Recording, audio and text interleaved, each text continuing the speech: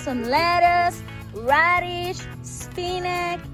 We have colored carrots, red beets, dark red beets. And then we have kale, we have broccoli, we have cauliflower, Brussels sprouts.